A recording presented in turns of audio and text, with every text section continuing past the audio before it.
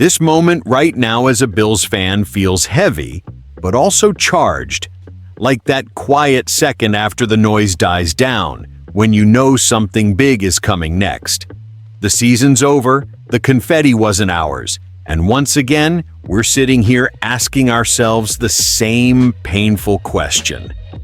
What is this team missing? And here's the thing. Over the last few days, two different pieces of news dropped, and at first, they don't even look connected. One is about what has to change if this team is ever going to get over the hump. The other is about a move that could shake the entire direction of this roster. But the more you think about it, the more it feels like they're part of the exact same moment in this franchise's story. This matters because we're not talking about tweaks anymore.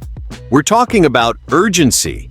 We're talking about whether the front office is finally ready to go all in while this window is still wide open. Something happened. Something is being discussed behind the scenes, and it tells you a lot about where this team thinks it really is right now. Before we get into all of that, real quick, if you're a true Bills fan, drop a like, hit subscribe, help us build this thing. This channel is brand new. We're chasing our first 1,000 subs, and this is for fans who actually feel this team the way we do. All right, now let's get into the first real conversation this offseason forced us to have, because this one hits right at the core of why this team is still chasing that Lombardi. The reality is this. The Buffalo Bills are walking into another long offseason, and for all the consistency, all the wins, all the playoff appearances, we're still empty-handed when it comes to Super Bowls. And that's why this list of 3 changes matters so much. This isn't clickbait. This is basically a checklist for whether this front office actually understands how narrow the window is right now. First thing that jumps off the page, and tell me this doesn't feel obvious as a fan, this team needs a true number 1 wide receiver. Not nice depth, not a solid role guy. A real, outside, game-changing presence. Look, Khalil Shakir led the team in receiving in 2025, and I love what he brings. He's tough, he's reliable, he's money on screens and underneath stuff.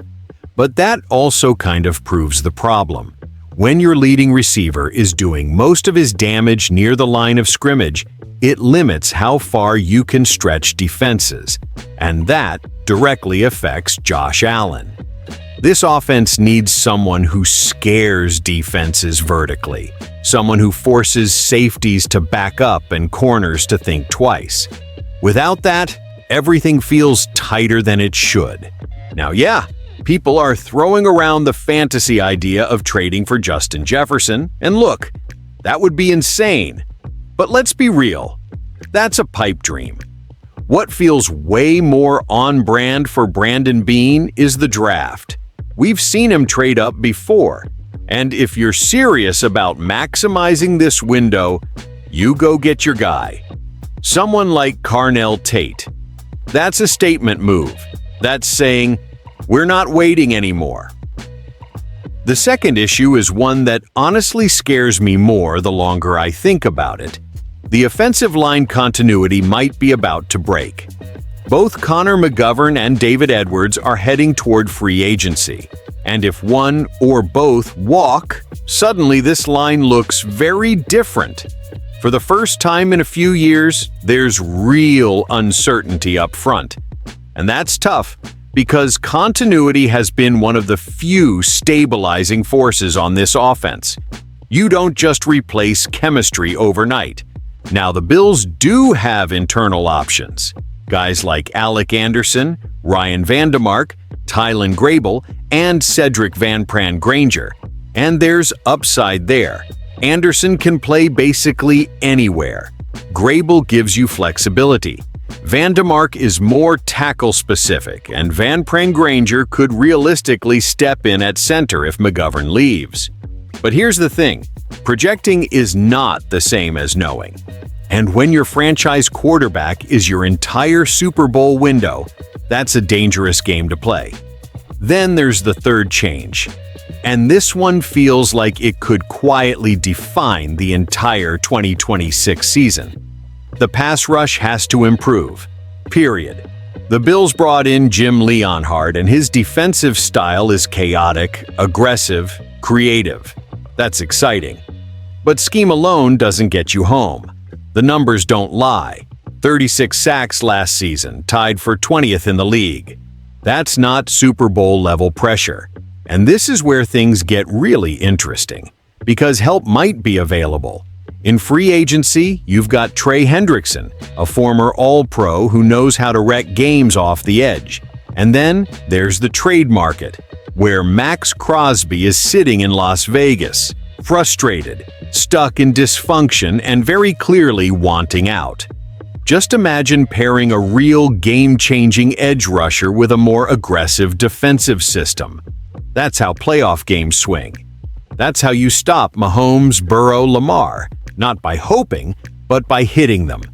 So when you put all this together, the need for a true WR1, potential upheaval on the offensive line, and a pass rush that still isn't where it needs to be, it tells you something important.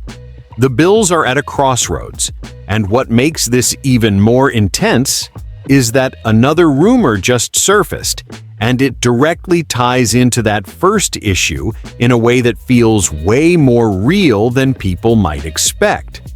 Because if this front office decides they don't want to wait for the draft, there might already be a veteran solution staring them right in the face. All right, this is where everything we just talked about starts to feel very real, very fast. Because while one side of this conversation is about what the Bills should do in theory, this next part is about what they might actually be trying to do right now. And yeah, it involves a name every NFL fan knows. There's real smoke around the idea that the Buffalo Bills are targeting Mike Evans as we head toward the 2026 free agency period. And honestly, the more you sit with it, the more it makes sense. This team desperately needs a reliable outside receiver. Not just speed, not just upside. Someone defenses already respect. Someone who's done it for a decade. And Evans checks every single box. We're talking about a 6-time Pro Bowler, over 13,000 career receiving yards, and 11 straight 1,000-yard seasons. That kind of consistency is insane in this league. And even now, heading into his age 33 season, the efficiency numbers say he's still legit. Last season, even with injuries, Evans posted 21 yards per route run, which puts him comfortably in the top 15 range among NFL receivers. That's not washed. That's productive. Now let's talk context, because this matters.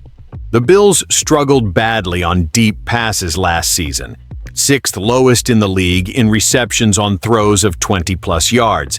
That's unacceptable when you have Josh Allen. That's like owning a Ferrari and never taking it out of second gear. And that's where Evans fits perfectly. At 6'5", he brings size, red zone dominance, and a vertical threat that forces defenses to adjust. You pair that with Joe Brady calling plays, that opens up the entire offense. Safeties can't cheat. Corners can't sit on routes. Everything underneath suddenly gets easier, especially for guys like Khalil Shakir. Now, let's talk money, because this is where people usually panic. But they shouldn't. Evans is projected to land a short-term deal around $13 million per year. That's it. No long-term anchor, no 5-year gamble, just a focused win-now contract. And Buffalo actually has the cap flexibility to make that work. From a roster-building standpoint, that's smart. You get a clear WR1, you don't mortgage the future, and you buy time to develop younger receivers behind him. On the Tampa side, this also lines up. The Tampa Bay Buccaneers finished 8-9, missed the playoffs, and there's reportedly less than a 50% chance Evans even returns. They may be heading into a soft rebuild, and letting him walk would free up cap space while turning the page. And for Evans himself, joining a contender like Buffalo boosts his chances at another ring and strengthens his Hall of Fame resume. Late career, short deal, meaningful football. That's the dream scenario. But let's be fair. There are concerns. He's turning 33. He dealt with a collarbone and hamstring issues last season. Those injuries limited him to 30 catches, 368 yards, and 3 touchdowns in 8 games. And yeah, a short-term deal doesn't solve the long-term receiver question forever. Still, when you weigh the pros and cons, it's hard not to see why the Bills are interested. This isn't about nostalgia. It's about fit, timing, and urgency. Because when you zoom out, the need for a WR1, the pressure to maximize Josh Allen's prime, the willingness to spend without crippling the future. This move tells you something important. The Bills aren't thinking 5 years down the road. They're thinking right now. And when you connect this with everything we talked about earlier, it paints a very clear picture of where this franchise believes it is in its Super Bowl chase. All right, let's bring all of this home. Because when you put both of these stories side by side, they tell you way more than either one does on its own. On one hand, you've got a clear internal acknowledgement that the Buffalo Bills are not one tiny tweak away. They know it. The front office knows it. This roster has holes at wide receiver, along the offensive line, and in the pass rush. And those holes are the difference between being a perennial contender and actually finishing the job. On the other hand, you've got this very real, very specific rumor about targeting Mike Evans. And that's what makes this moment feel decisive, because that's not a rebuilding move. That's not a let's see what happens move. That's a front office saying, we believe this window is still wide open, and we're willing to act like it.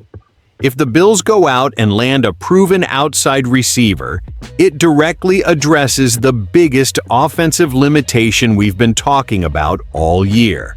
It helps Josh Allen immediately. It stretches the field. It opens the red zone. It makes life easier for everyone else in that receiver room.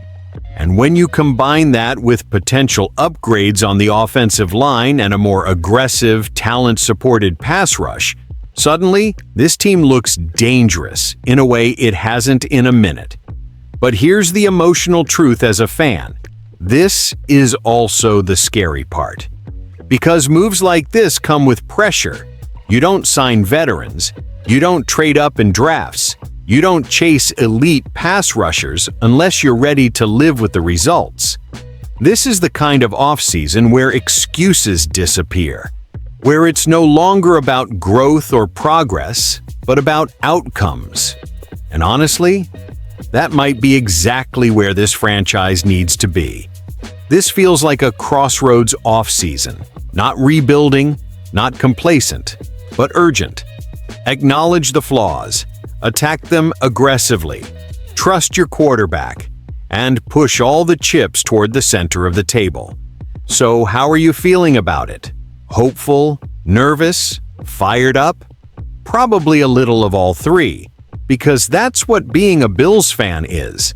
If you're riding with this team and you like real, honest Bills talk like this, hit that like button, drop your thoughts in the comments, and subscribe to Bills Nation Update.